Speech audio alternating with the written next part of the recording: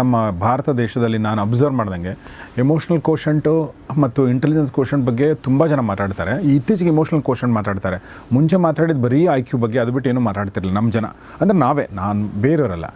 But ಈ SQ ಬಗ್ಗೆ ಧ್ಯಾನ ಮಾಡಿ ಲಲಿತ ಸಹಸ್ರನಾಮದಲ್ಲಿ ಅದರ ಉಲ್ಲೇಖ ಇದೆ.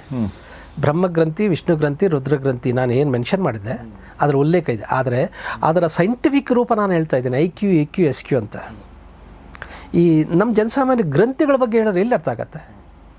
ಅದೇನು ಮೇದೋಜೀರಕ ಗ್ರಂಥಿನ, ಅಡ್ರಿನಲ್ಲ, ಪೀನಿಯಲ್ಲ, ಹಿಂಗೆ ಲೆಕ್ಕ ಹಾಕ್ತಾರೆ.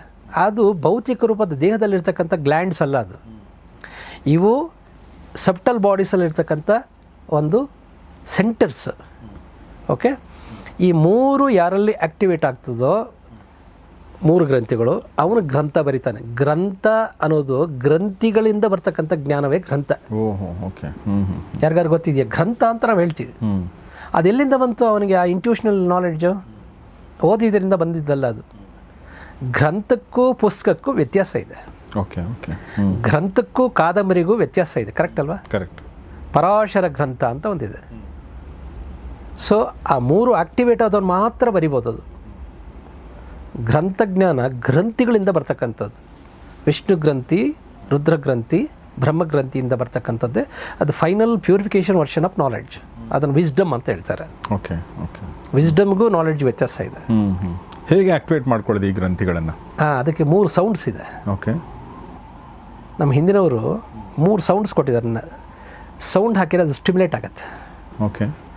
ಅಕಾರಕ್ಕೆ ಬ್ರಹ್ಮಗ್ರಂಥಿ ಸ್ಟಿಮ್ಯುಲೇಟ್ ಆಗುತ್ತೆ, ಉಕಾರಕ್ಕೆ ವಿಷ್ಣು ಗ್ರಂಥಿ ಸ್ಟಿಮ್ಯುಲೇಟ್ ಆಗುತ್ತೆ, ಮಕಾರಕ್ಕೆ ರುದ್ರಗ್ರಂಥಿ ಸ್ಟಿಮ್ಯುಲೇಟ್ ಆಗುತ್ತೆ. ಈಗ ನಾವು ಓಂಕಾರ ಮಾಡ್ತೀವಲ್ಲ, ಇದೆ ಅದು ಸೈನ್ಸ್. ಅದು ಓಕೆ. ಅಕಾರೋ ಬ್ರಹ್ಮ, ಉಕಾರೋ ವಿಷ್ಣು, ಮಕಾರೋ ಶಿವ, ಹಂಗೆ ಮಾಡಿದ್ದು. ಆ ಗ್ರಂಥಿಗಳನ್ನು ಆಕ್ಟಿವೇಟ್ ಮಾಡೋದಕ್ಕೆ ಈ ಎಲ್ಲ ಪೌರಾಣಿಕವಾಗಿ ಒಂದು ಪಾತ್ರಗಳನ್ನು ಹೇಳಿದ್ರು ಅಷ್ಟೇ. ನೀವು ಆ ಮೈಥಾಲಜಿನ ಇಟ್ಕೋಬೇಡಿ. ಆ ಮೈಥಾಲಜಿ ಹಿಂದ್ಗಡೆ ಒಂದು ಫಿಲಾಸಫಿ ಇದೆ.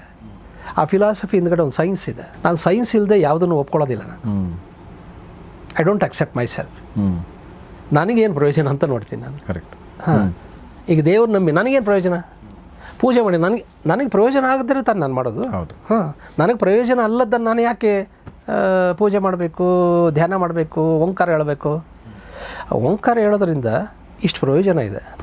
ನಮ್ಮ ಮಕ್ಕಳು ಏನು ಮಾಡದೇ ಇದ್ರೂ ಪರವಾಗಿಲ್ಲ, ಓಂ ಅನ್ನೋದನ್ನು ಸರಿಯಾಗಿ ಸೈಂಟಿಫಿಕ್ಕಾಗಿ ತಿಳ್ಕೊಂಡು ಅದನ್ನು ಸೌಂಡ್ ಮಾಡಿದ್ರೆ ಇಟ್ ಸ್ಟಿಮ್ಯುಲೇಟ್ಸ್ ದೀಸ್ ಗ್ಲ್ಯಾಂಡ್ಸ್.